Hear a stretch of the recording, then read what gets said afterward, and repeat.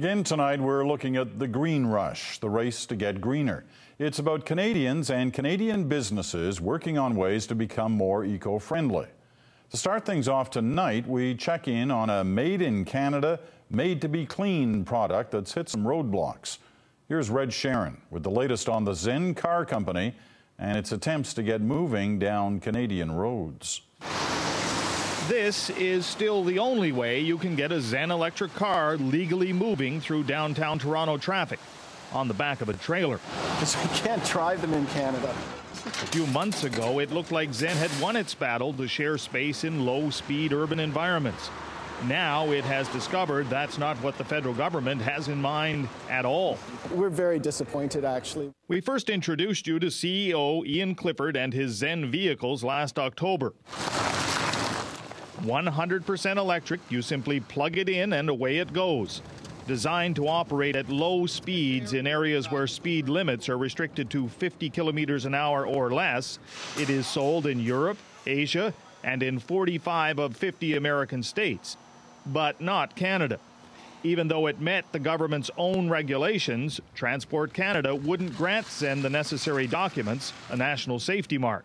And I was told by my officials that no, the certificate hadn't been issued. But after being brought to Minister Lawrence Cannon's attention and raised in the House of Commons, the Zenn vehicle is already sold in the U.S., Mexico. Ian Clifford soon received his national safety mark, thinking the worst was behind him. But it may have been short-lived. Transport Canada has now introduced what it calls an updated definition of LSVs, which it says makes it clear that the LSV class was created to meet transportation needs in controlled areas. And a controlled area means that these are areas where LSVs do not share the road with larger, heavier, and faster motor vehicles. Ultimately, it's up to the provinces to license low-speed vehicles, but the federal government says it wants to be clear it doesn't want these vehicles to mix with other traffic. Clifford is disappointed. We were hoping that they would be much more supportive and positive and recognize that low-speed vehicles play a vital role in our urban traffic mix. What'd you do? What'd you do today? Deepak Ramachandran and his family live right in downtown Toronto. His wife has asthma and he worries about his children's health.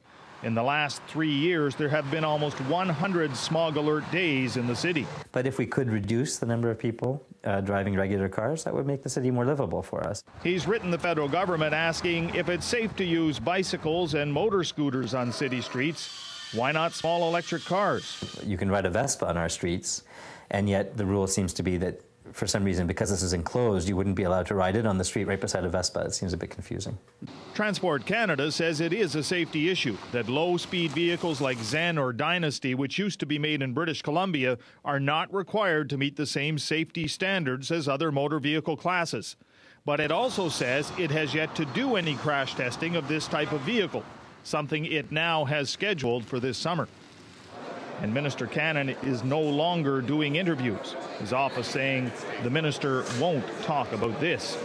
But the transportation minister in British Columbia sure will. One of the things that I think is very important is that we as a government show leadership in encouraging the use of zero-emission vehicles. British Columbia already allows low-speed vehicles in mixed traffic and is now moving to lessen restrictions on their use. Minister Falcon says his department hasn't turned up any safety data that would be cause for concern. The British Columbia government is committed to reducing greenhouse gases. Nobody wants to put people in a position where they're going to be unsafe. But I think we as governments have to do everything we can to encourage these kind of zero-emission vehicles and start to develop a culture of alternative vehicle usage that helps us meet our greenhouse gas targets.